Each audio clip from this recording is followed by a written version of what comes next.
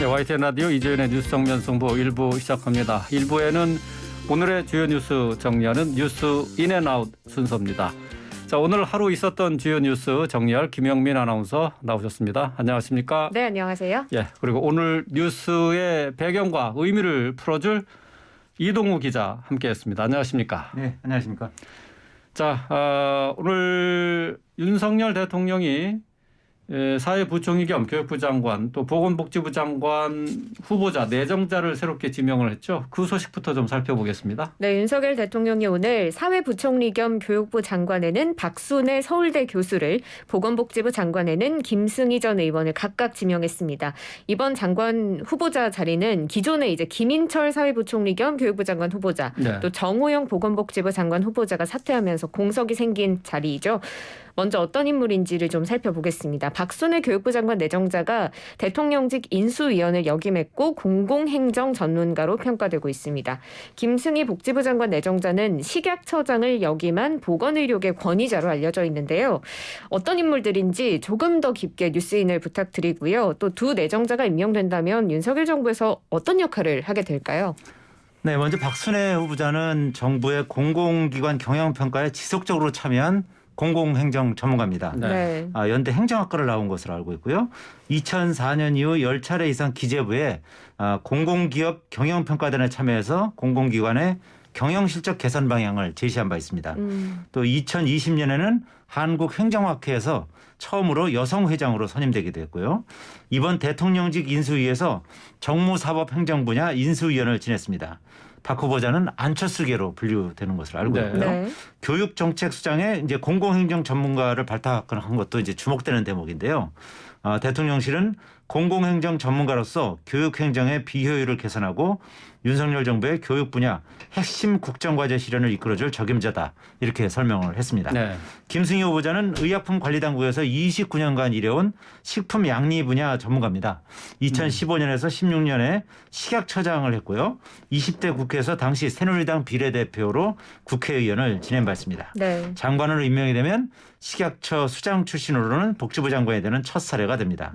대통령실은 식약처장 등을 역임한 보건의료계 권위자로 국회 보건복지위원과 코로나19 대책 특별위원회 간사 등을 역임하면서 보건복지 정책과 코로나19 정책 대안을 제시해왔다, 이렇게 인선 배경을 설명했습니다. 네. 두 후보자가 최종 임명된다면 여성이 이제 절대적으로 부족한 윤석열 초대 내각에서 활력소 역할을 할 것으로 보이고요. 전반적으로 인재풀을 확대하는 그런 계기가 될 수 있을 것으로 기대가 됩니다. 네. 네.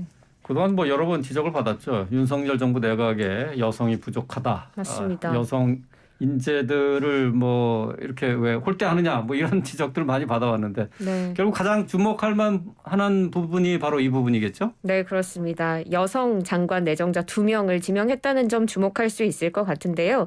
이와 관련한 윤 대통령의 발언이 또 서면 브리핑을 통해 언론에 알려진 바가 있습니다. 네. 윤 대통령은 최근 공직 후보자들을 검토하는데 그중 여성이 있었다. 그 후보자의 평가가 다른 후보들보다 약간 뒤졌는데 한 참모가 여성이어서 평가를 제대로 받지 못한 게 누적돼서 그럴 것이라고 하더라라며 그때 정신이 번쩍 들었다. 제가 정치를 시작한 지 얼마 안 돼 시야가 좁아 그랬던 것 같은데 이제 더 크게 보도록 하겠다, 이렇게 말했다고 네. 합니다. 배경을 원래는 고려하지 않고 오직 능력에 따른 인선을 하겠다라는 기조가 있었는데요. 이 기조에 약간의 변화가 생긴 것으로 보여요. 또 윤석열 대통령이 구조적인 성차별은 없다라고 밝힌 바 있는데요. 이 생각도 좀 달라졌다고 볼 수 있을까요? 그런 인사 원칙이 이제 이번 인선을 계기로 상당히 많이 달라졌다. 네. 이렇게 평가할 수 있을 것 같습니다. 오직 능력만 보겠다던 기존 입장에서 뭐 젠더라든지 아니면 출신 지역이라든지 이런 사회적 요인도 함께 고려하는 쪽으로 방향을 트는 분위기라고 볼 수 있겠습니다. 네. 조금 전에 이제 청와대 대변인이 이제 성명을 발표했는데요. 최근 그 여성에게 공정한 기회를 더 적극적으로 보장하겠다는 대통령의 약속을 지키는 인사다. 이렇게 설명을 했습니다. 네. 그러니까 인사가 있을 때마다 남성들이 지나치게 많은 인사에 대해서 모든 언론에서 지적을 했고 또 여론도 그런 것이 상당히 많았고 또 그런 것이 축적돼 왔고 그 과정에서 정상회담 그 한미 정상회담 기자회견 장소에서 이 양성평등이 좀 관련한- 부족하다 이런 질문들 네. 나왔지 않았습니까? 네. 이런 부분도 상당히 영향을 미쳤다. 이렇게 설명했습니다. 앞서 윤 대통령은 남은 부처의 장차관을 임명할 때 여성을 우선으로 고려하고 정 없으면 그때 가서 남성으로 하라 하고 인사라인에 지시한 것으로 알려져 있습니다. 네. 대통령실 핵심 관계자도 다소 능력이 부족하다는 평가가 일부 있더라도 과감히 여성을 발탁하자 이런 분위기가 내부에서 형성됐다. 이렇게 전했습니다. 네. 인수위 단계부터 능력분의 인사를 강조하면서 인위적으로 내각의 30%를 여성으로 채우려 했던 문재인 정부의 단죄를 선언한 바가 있는데요. 따라서 이러한 인사 원칙을 이번에 아주 상당히 크게 변경한 것으로 풀이할 수 있겠습니다. 네. 박순애 김승희 후보자가 국회 인사청문 절차를 무사히 통과해서 임명이 되면 18개 부처 가운데 5개 부처가 여성으로 채워지게 되는데요. 결국 28%가 여성인 것입니다. 이는 문재인 정부 첫 조각 때와 이제 비슷한 수준까지 올라가게 되는 것입니다. 그렇겠네요. 예. 여성 할당뿐만 아니라 지역 안배까지 고려하지 않겠다던 애초의 원칙도 상당한 변화 조짐이 보입니다. 어제죠. 전날 군수 내부 인사를 통해서 대장 7명을 모두 교체하면서 출신 지역을 서울, 경북, 전북, 부산, 충남 등으로 안배를 한 바가 있습니다. 골고루 분배를 했군요. 네. 앞서 말씀해 주셨던 것처럼 이렇게 되면 이제 여성 장관은 여성부의 김현숙, 중소벤처부 이영, 환경부 한화진 장관을 포함해서 5명. 그러니까 구체적으로 말하면 27.7%의 비율을 보이게 되는 건데요. 네. 윤석열 정부의 내각 구성 구체적으로 어떻게 보세요? 상당히 바람직한 내각 구성이라고 봅니다. 네. 왜 새옹지마 또는 전화이복이라는 말이 있지 않습니까? 당초 김인철 사회부총리 겸 교육부 장관이나 정호영 보건복지부 장관 후보자가 이제 됐다면은 남성 위주의 인선이 됐을 텐데. 그러게요. 불행인지 다행인지 이런 분들이 이제 낙마를 하면서 오히려 이제 여성을 배려하는 인선으로 이제 탈바꿈하게 된 거 아니겠습니까? 네. 또 그 과정에서 이제 지난 21일 날 한미 정상회담에서 워싱턴 포스트 기자가 지금 한국의 내각에는 여자보다는 남자만 있다고 이렇게 지적한 바가 있지 않습니까? 네. 이건 상당히 뼈아프게 받아들였다. 이렇게 좀 전에 이제 브리핑에서도 그런 취지의 말을 했다는 거 아니겠습니까? 이제 전 세계로 생중계되는 이제 첫 외교 무대 데뷔전에서 새 정부의 양성평등 노력이 부족하다 이런 쓴소리를 듣고 생각이 상당히 많이 바뀌었을 것이다. 이렇게 추측해 볼 수 있을 것 같습니다. 당시 문 대통령은 발탁할 만한 자리까지 올라온 여성 자원이 절대적으로 부족하다. 이렇게 답변한 적이 있지 않습니까? 그렇죠. 하지만 이번 여성 인재 발탁을 볼 때 맘먹기에 따라서는 여성 인재 발탁이 얼마든지 가능하다. 이걸 네. 실증적으로 보여준 네. 거 아니겠습니까? 네. 실제로 윤 대통령은 최근 이제 공직 후보자를 좀 전에 김영민 아나운서가 이제 말씀드렸듯이, 그러니까 여성 부분에 대해서 제 여성들이 제대로 평가받지를 못하다 보니까 그것이 누적돼서 오히려 이제 발탁되지 못하는 그런 사례가 있다는 것을 알게 되고 정신이 바짝 들었다는 거 아니겠습니까? 네. 또 김상희 국회부의장도 윤 대통령이 초청하는 만찬에서 유감스럽게 생각하는 것은 젠더 갈등이다. 선거 때와 대선 이후는 다르다. 이렇게 비판하기도 했다고 합니다. 이 자리에서 윤 대통령이 확실하게 이제 약속을 했는데요. 공직 인사에서 여성에게 과감한 기회를 부여하도록 노력하겠다. 이렇게 약속을 했다고 합니다. 윤 대통령이 이제 여성에게 공정한 기회를 더 적극적으로 보장하겠다. 이런 생각이 이제 앞으로는 상당히 강해졌다. 이렇게 볼 수 있겠습니다. 네. 이제 앞으로 이제 인사청문회가 이제 또 문제가 될 텐데, 이제 민주당에서는 일단 보건복지부 장관 후보자에 대해서 일단 반대를 하고 있어요. 지명 철회를 요구하고 있는데 앞으로 전개될 상황을 좀 지켜봐야 될 것 같습니다. 자, 지금 또 윤석열 정부의 인사 가운데 국무조정실장 인사가 또 문제가 되고 있습니다. 윤정원 전 청와대 경제수석이었죠. 네. 윤정원 IBK 지금 기업은행장인데 그 국무조정실장 자리에 윤정원 행장의 임명이 거의 결정된 것 같은데 지금 국민의힘에서는 반대하고 있죠. 네, 그렇습니다. 윤종원 IBK 기업은행장이 문재인 정부 전 정권의 경제수석을 지낸 바 있는데요. 이번 윤석열 정부의 첫 국무조정실장으로 내정이 돼 있습니다. 그런데 여기에 대해서 이제 국민의힘 권성동 원내대표가 문재인 정부의 실패한 경제 정책을 주도하거나 비호한 사람이다라면서 임명 반대를 거듭 드러낸 겁니다. 또 한덕수 국무총리를 향해서는 당이 반대하는 인사를 왜 계속 기용하려 하는지 이해할 수 없다고 날선 반응을 보이기도 했는데요. 더 나아가서는 이 윤 행장이 책임지고 자숙해야 한다. 이렇게까지 발언을 했습니다. 지금 한덕수 국무총리는 윤 행장을 좀 강하게 임명을 할 것을 주장하고 있고 당은 또 강하게 반대하고 있고 당정 간 충돌이 일어난 상황인 것 같습니다. 왜 이렇게 된 걸까요? 네, 지금 말씀하신 것처럼 그 윤종원 그 IBK 기업은행장은 그 문재인 정부에서 경제수석을 하면서 소득도 주도 성장 그리고 최저임금 인상 등 핵심 경제 정책을 주도한 인물이라는 거죠. 그렇기 때문에 국민의힘의 입장에서는 자존심상 이걸 도저히 인정할 수 없다. 뭐 그런 입장인 것이고요. 반면에 한덕수 총리 같은 경우는 본인이 노무현 정부에서 국무조정실장을 할 때 네. 이제 같이 호흡을 맞춰봤는데 상당히 호흡이 잘 맞더라. 그래서 이번에 한번 기용을 하게 된 것이고 또 전 정권 사람을 기용을 하면 국민 통합에도 좀 기하지 않겠느냐. 이제 그런 포석도 있다는 것입니다. 근데 어쨌든 그 국민의힘이 상당히 이제 강력하게 반발하고 있기 때문에 네. 윤석열 대통령 입장에서도 임명을 강행하기는 상당히 부담이 있는 것으로 보입니다. 네. 좀 전에 그 청와대 대변인 발표로도 윤석열 대통령은 이와 관련해서 좀 더 심사숙고해 보겠다 이렇게 밝혔다고 하는데요.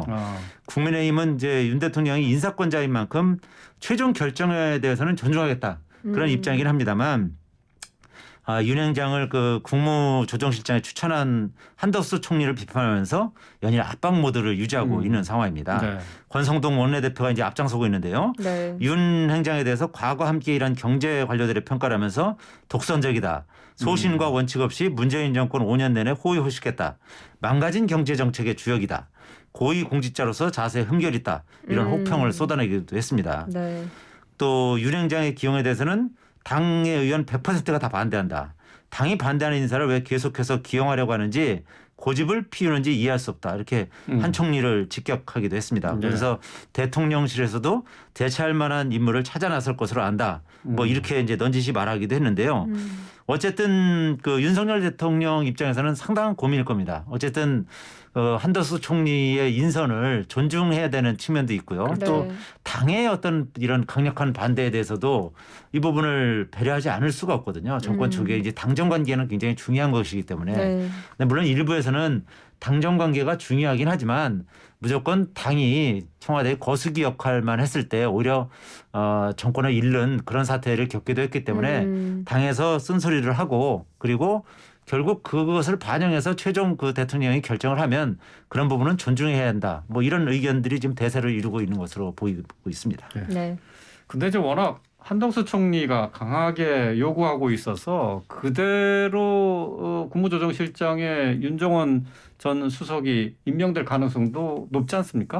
저는 뭐 사실은 그 가능성이 더 높다고는 보고 있습니다. 예. 어쨌든 그 대통령 입장에서는 그 한덕수 국무총리의 첫 인선인데 그것을 뭐 당에서 반발한다 그래서 그것을 또 바로 이제 반려시키는 것은 상당한 정치적 부담이 있을 수 있거든요. 예. 그래서 네.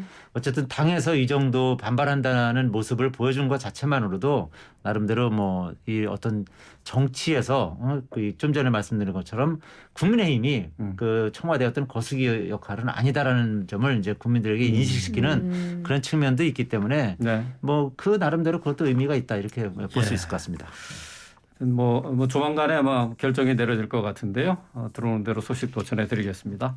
자, 오늘 윤석열 대통령이 첫 국무회의를 주재했는데 국무회의 주재 장소가 서울이 아니고 세종시로 내려간 거죠? 네, 그렇습니다. 오늘 윤 대통령이 정부 세종청사에서 첫 정식 국무회의를 가졌습니다. 원래 윤 대통령이 국정 목표를 제시할 때 이 6대 국정 목표 중에 하나가 대한민국 어디서나 살기 좋은 지방시대를 꼽은 바가 있죠.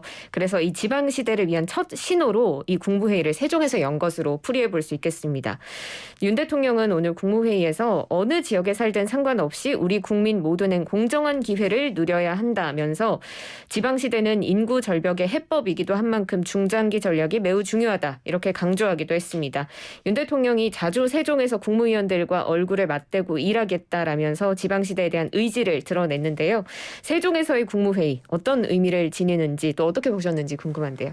뭐 오늘 그 국무회의가 이제 세종에서 처음 있었던 것이고 네. 또 윤석열 정부의 장관들만 모인 상태에서 국무회의를 한 거죠. 오늘 네. 처음이거든요. 네. 그런 측면에서 이제 의미가 있었고 그뿐만 아니라 이제 여러 가지 다채로운 모습들이 이제 눈에 띄었어요. 그 나름 좀 신선한 이미지를 줬다고 볼 수 있겠는데요.